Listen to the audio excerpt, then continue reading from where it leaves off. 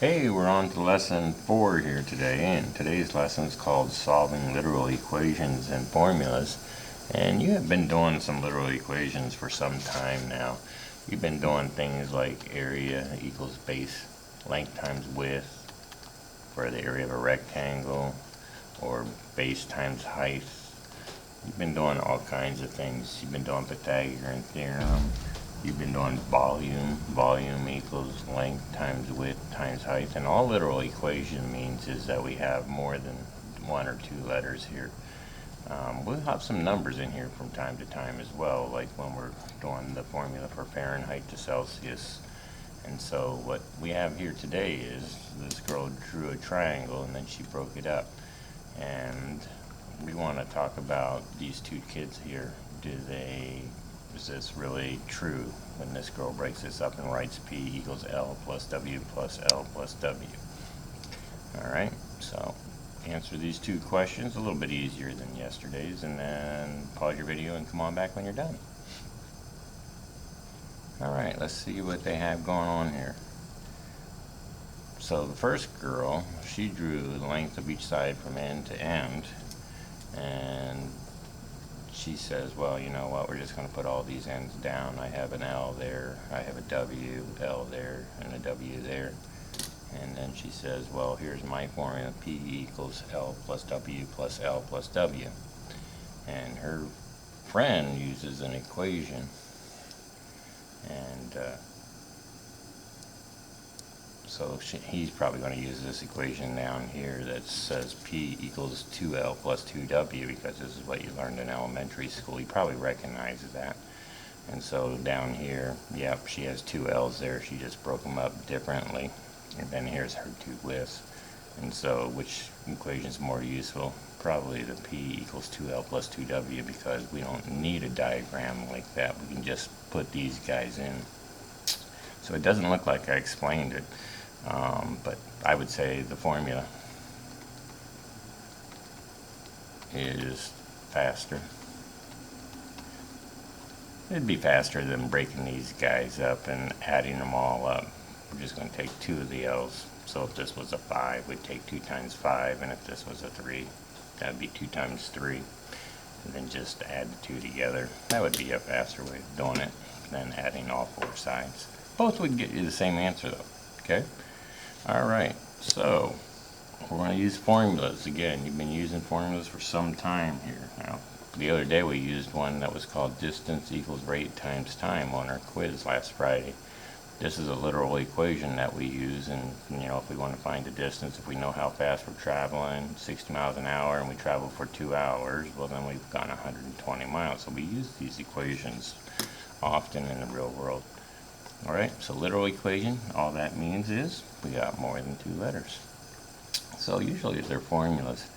Now, I asked kids in class this about a week ago or so, and they're all kind of looking at me like I don't even know what you're talking about when we're talking about interest and bank accounts. And some kids, a couple kids had a bank account that they were putting money in and savings, but they didn't know if they were getting paid interest or not.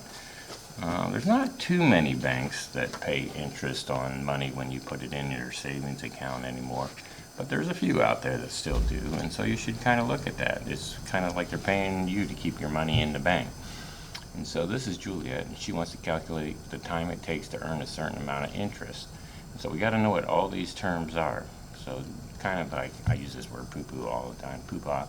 Don't poo-pah.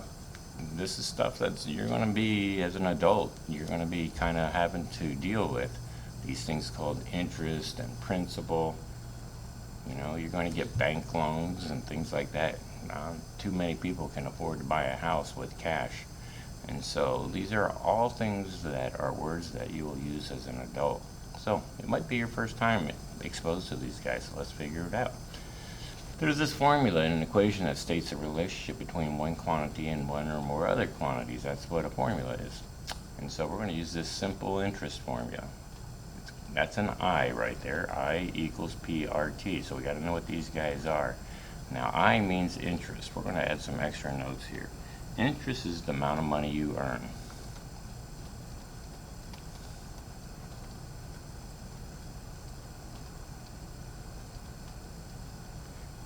You put money in the bank and they're going to pay you like 2% interest maybe. So they're going to pay you to leave that money in the bank. They take that money and go out and loan it to somebody else, maybe at 5%. So they're making money on the money that you have in the bank. When you put money in the bank, it's not just sitting there in a vault somewhere. They loan that money out to somebody else. Okay. Now, principal, that's a big one. This is how much you put in the bank. I want to put under you, put in the bank.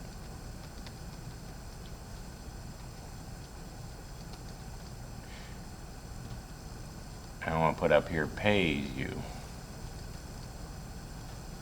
That might help too later on. Interest is what you get paid. This is the amount you put in the bank. The more money you put in the bank, the more interest you're going to earn because you have more money in the bank. The interest rate is the amount or the rate that they're going to pay you.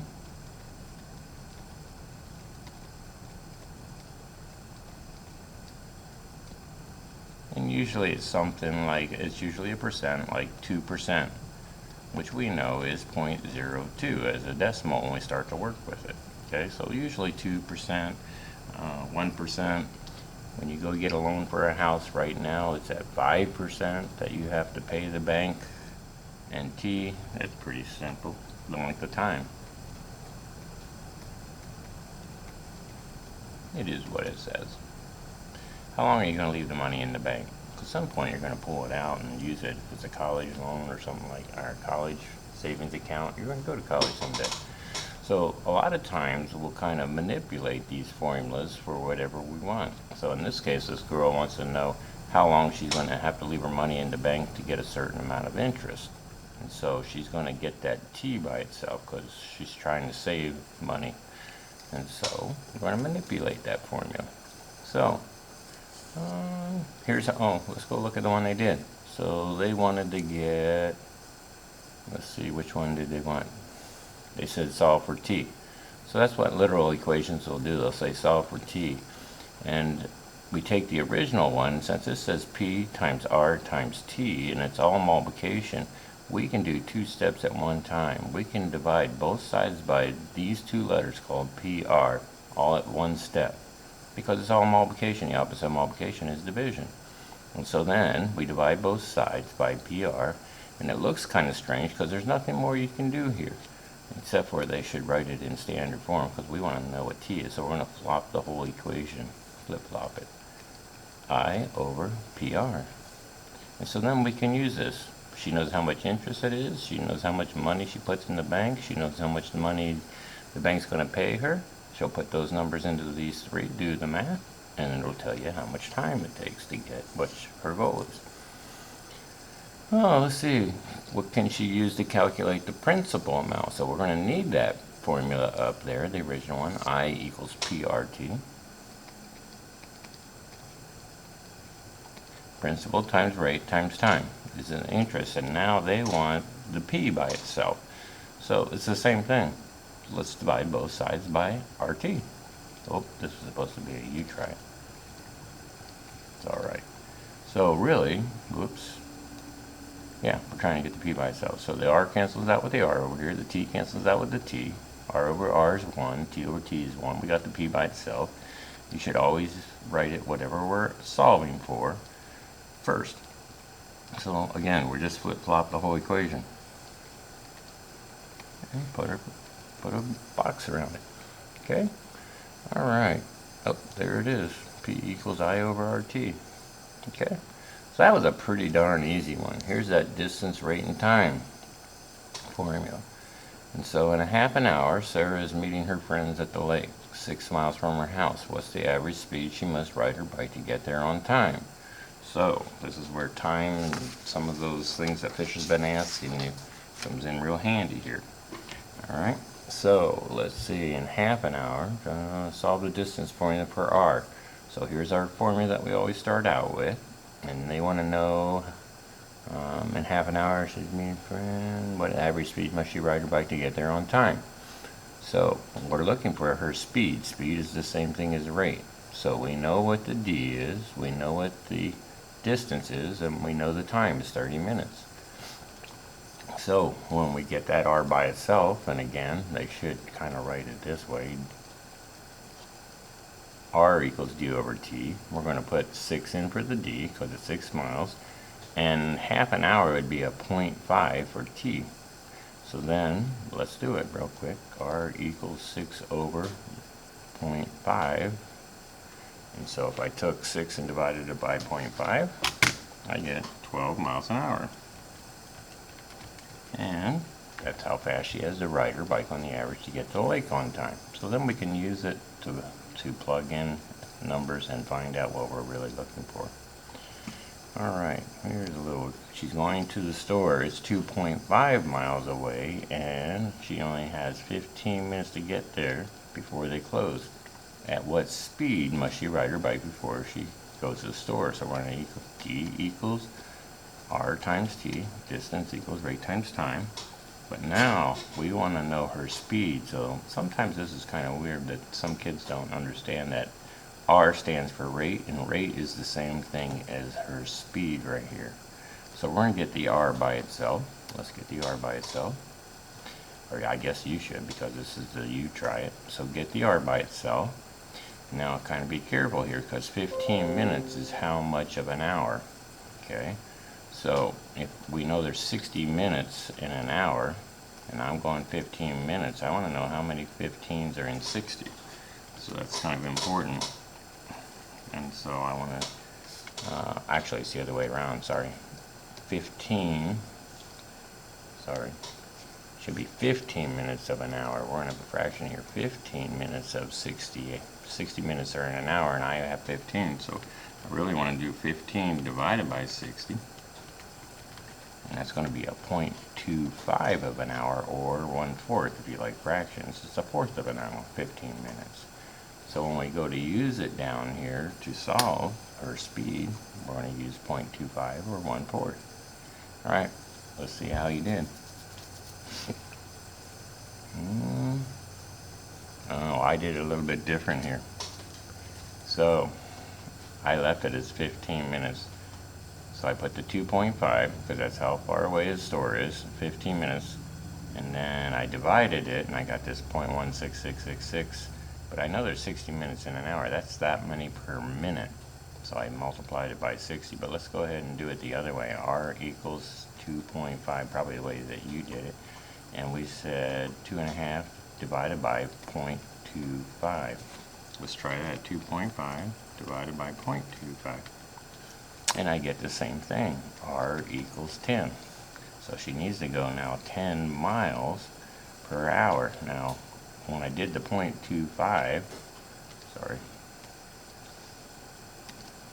this is my miles, and this is hours. It's 0.25 of an hour.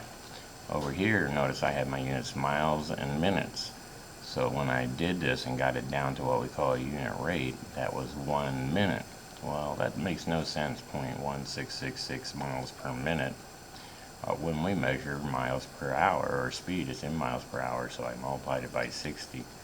So you can make it into a decimal of an hour first before you put it in the formula, or you can times it by 60 later. Notice that I answered the question though. Sarah needs to travel 10 miles per hour to get to the store before they close, because that's the question up here. Okay? At what average speed must she ride to get to the store before they close? That makes sense versus R equals 10 mph. Alright? Alright, it's a pretty quick one today. Here's that formula that you should know. Perimeter equals 2 times the length plus 2 times the width. Let's go see what's happening. A worker at a framing store is making a rectangular frame. He knows that the perimeter is 144 inches. So all the sides added up together is 144 inches. The length is 40 inches. Boom, boom, right there it is. He can determine the width. How can he determine the width of the frame? Well, they're going to try this real quick. They want to get the W by itself.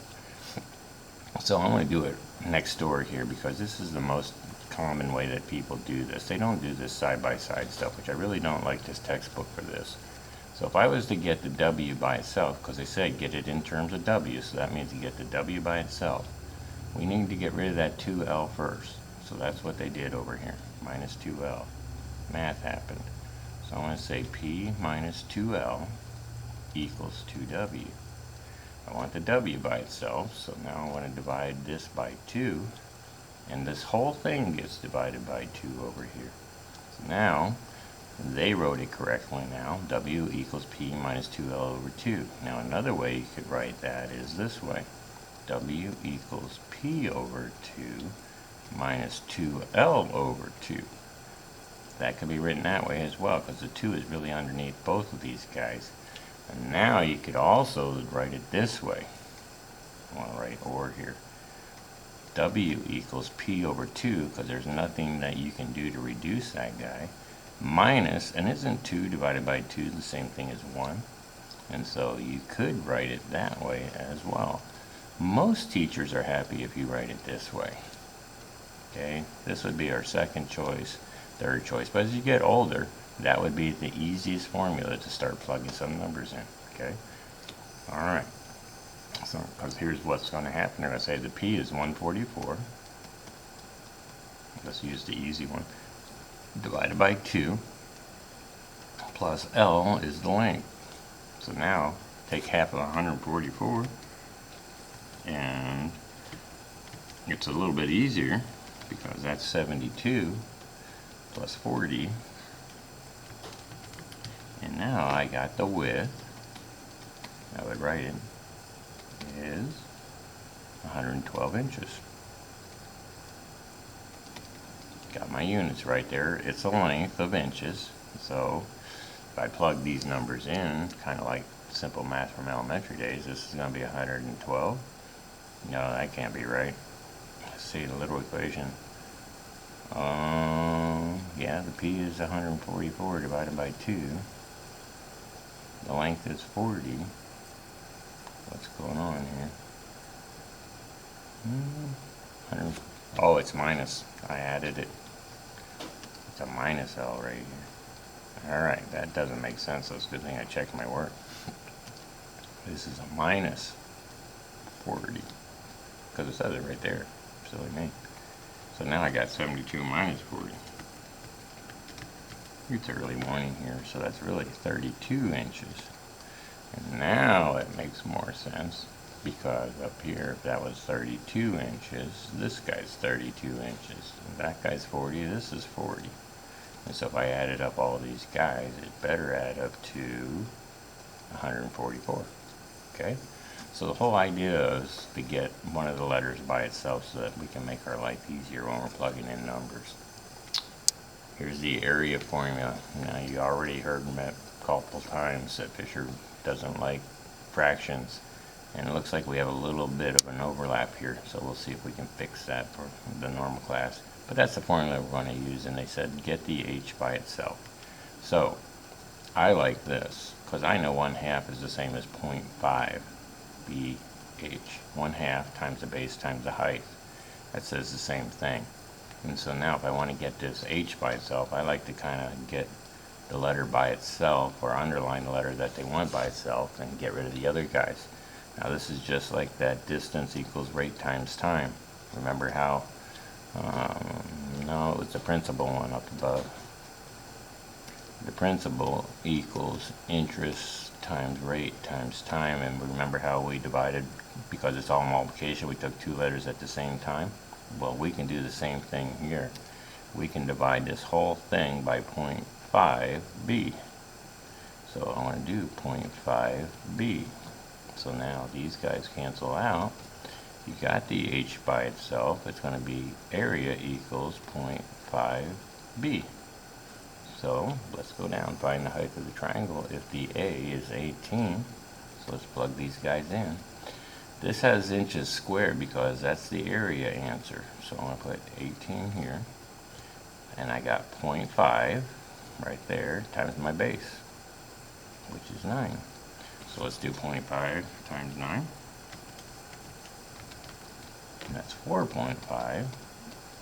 I still got the 18 on the top, so now I want to take 18 divided by 4.5. And I'm getting 4. The height, h equals 4, so the height of the triangle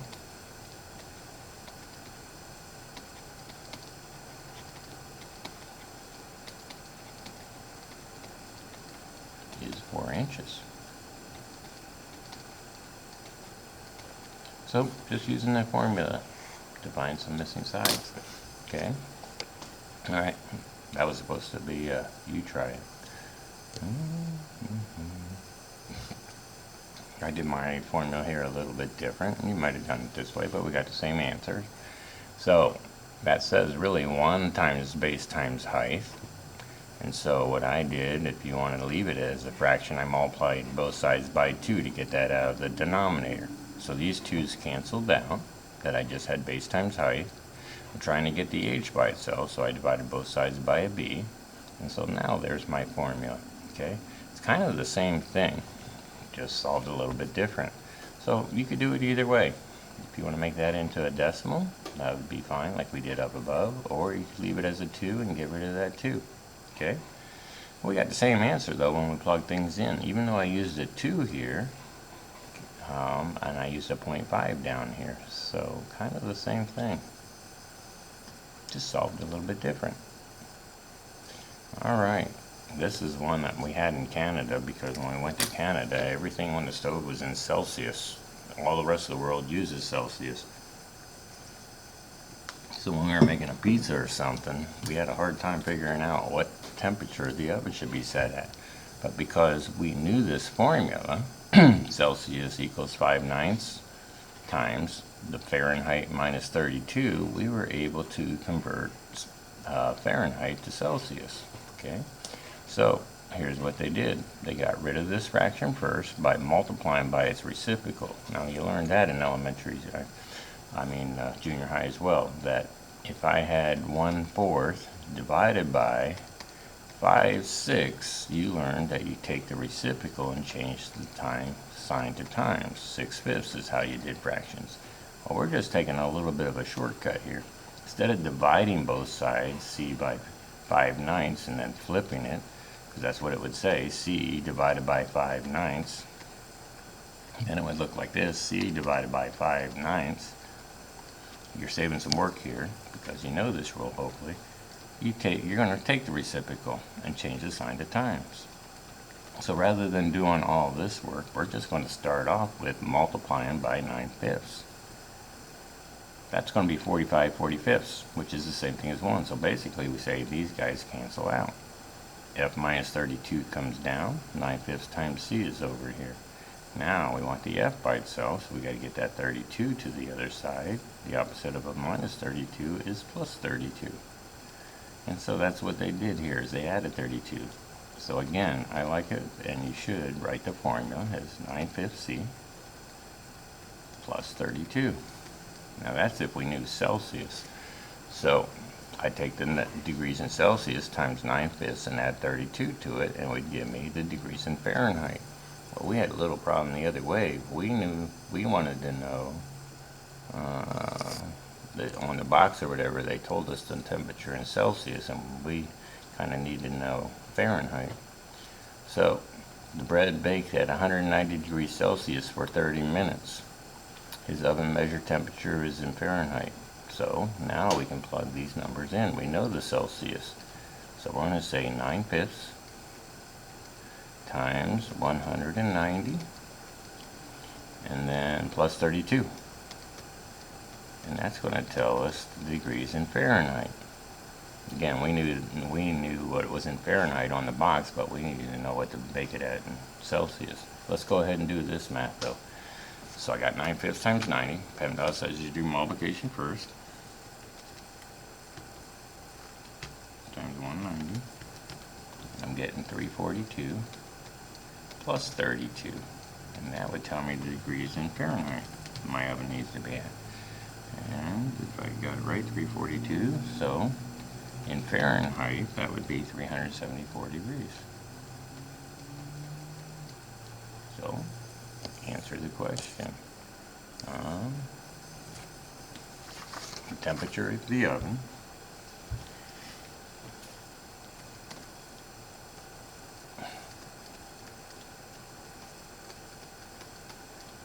be set at 374 degrees. So I'd probably say we gotta have Fahrenheit. I'd probably just do it at 375, because I've never heard of anybody saying at 374. It's usually by 25s, like 325, 350, 375. I never heard of a 374, but anyhow, that's the way the problem came out. All right, this is one that you use in chemistry. That when we have something that's extremely cold, we use this called Kelvin scale. And so this is the formula for Kelvin. Most of the science is used in Celsius and Kelvin. Kelvin is a metric measurement. So we want to rewrite the formula to solve for C. So come on down here and let's write the equation that they got there. This is a nice easy one. And I want the C by itself. So hopefully by now you're probably working ahead of me. I'm going to subtract 273.15 from both sides.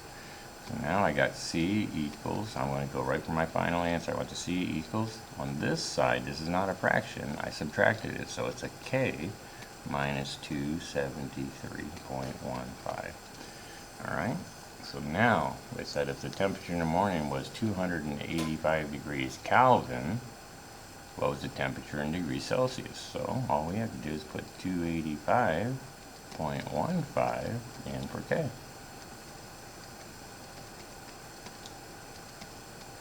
So grab that calculator, 285. And I'm so happy that kids have a calculator. Almost everybody, maybe one kid a day doesn't have a calculator. It's just because they forgot it at home. And oops, 273.15. So that's kind of nice that we don't have to worry about that. Let's see if I got here. I'm getting 12 degrees here on my calculator, so C equals 12.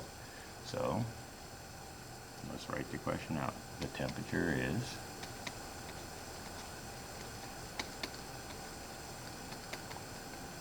12 degrees. Now get the right units. 12 degrees, and K stands for Kelvin. Oh no, we were finding Celsius. Sorry, that's why it's good to have this. 12 degrees Celsius. Alright, so there you go. I think that might be it. We did all the try it's in class today. Alright, let's see what they got there. Yep, temperature is 12 degrees Celsius. Alright, so there's another one. There's another formula that we use, a literal equation. It's V equals LHW. That's the volume formula for a cube. And so they got the H by itself. Again, dividing by LW on both sides, because everything's multiplication there. So that's what we're going to practice. There are lots of formulas, that you're going to come across in life, and we want to get one of the letters by itself so we can do the math a little bit quicker on punching the numbers into the right variable. Okay, I think that was it. So good luck, do your homework, and we'll see you tomorrow.